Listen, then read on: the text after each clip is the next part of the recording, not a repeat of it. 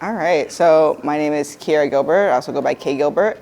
I'm a non-binary artist who uses they, them pronouns, predominantly a printmaker, but also a sculptor and installation artist. And I like to merge the three to make the space a little bit more historical and also connect with it more.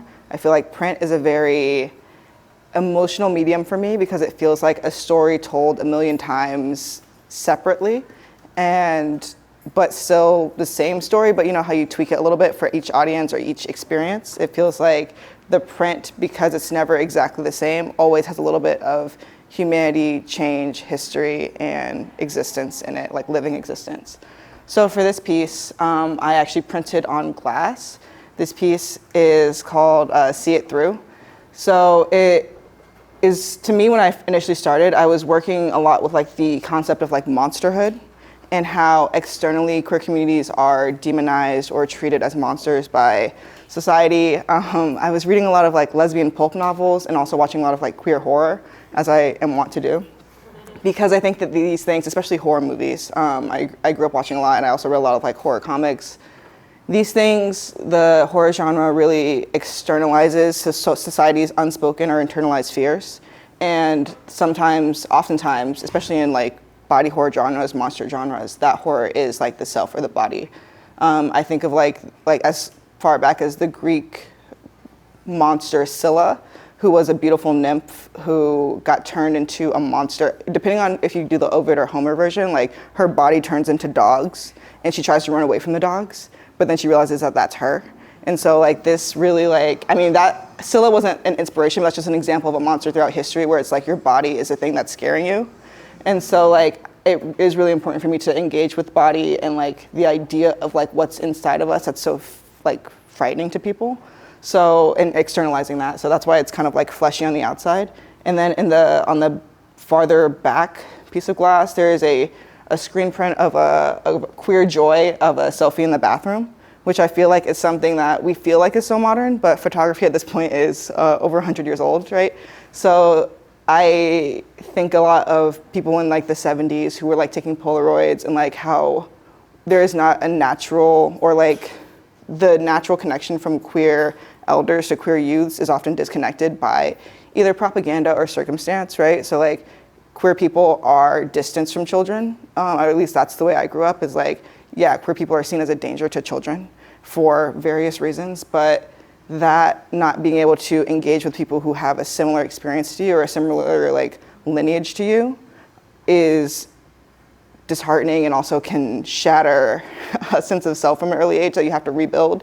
And I know when I was a teenager, I made the mistake of thinking that like I was not thinking that I was the first person to go through this, because I knew that I wasn't, which is why I was always searching and looking in these movies and things. But I think it can feel like you are the only person going through this. And that is why I like often take images from like the archive and use them in my work, is because like anything that you think is new, taking a selfie with your friends in the bathroom may seem like something that's so modern, so now, but it's not. It's like even painters were painting bar scenes, right? So like these scenes of communality are so old, and they're like one of the oldest images that we can like see is people being together, right?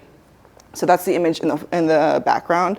And then in the foreground, it's I screen printed on the backside of the glass. I scanned one of these monster sculptures, a smaller one, on a scanner, and kind of screen printed that on there to emphasize not only the external, but sometimes the lens that we ourselves look at our past, like the monstrous lens that we may have and have to unlearn from our own past, at least if you're a queer person looking at it. But it can also symbolize like the monstrous gaze that's put on queer pasts, right?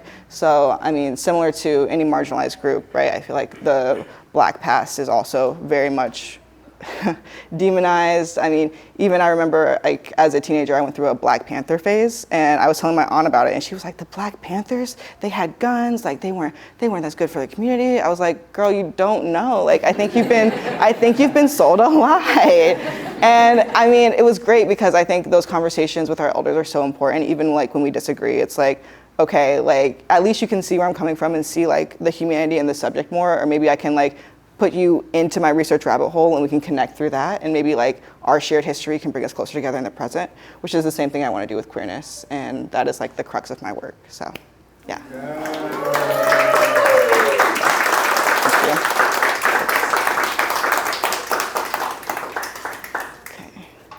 Cool. Beautiful. Thanks. Can you talk about your transition from print to 3D? Yeah, it doesn't feel like as much of a transition, so much, the thing that feels like transitional is like showing 3D, but I've always made like sculptural works. Even when I was like a kid, like I would draw, but I would also do like Play-Doh. I remember specifically, we were a big Dragon Ball Z family in my house growing up. And by me, I mean me and all my cousins. So like, but I was the youngest, so like, my mom's the youngest of 5 and I'm her youngest, so there's like 50 people that are my cousins that are like so much older than me, so like there's such a range. But the youngest ones we would watch Dragon Ball Z and they would go outside and roughhouse because they were boys or whatever. And I would be inside like recreating like the planet Namek from Dragon Ball Z. Any real Ball Z heads will know. And like stealing my brother's action figures to like make the scenery. So I've always felt like art in space has been in tandem with print, because print feels like it's moving through and morphing the space of time, because you can tell like how the matrix or the block or the screen or whatever you're printing with even slightly deteriorates or shifts or whatever as you continue printing, so that each print is a piece of time that's like in this series. It's like a timestamp, right? But I feel like sculpture transforms the current space, and so like time moves around that. So I feel like in a way like they both speak to me, because they are both like creating their own little pocket in the space that they're in, if that makes sense. Yeah? Okay. Yeah? Yeah? Okay. Awesome. Thanks, guys. Thanks. Appreciate it. Yeah?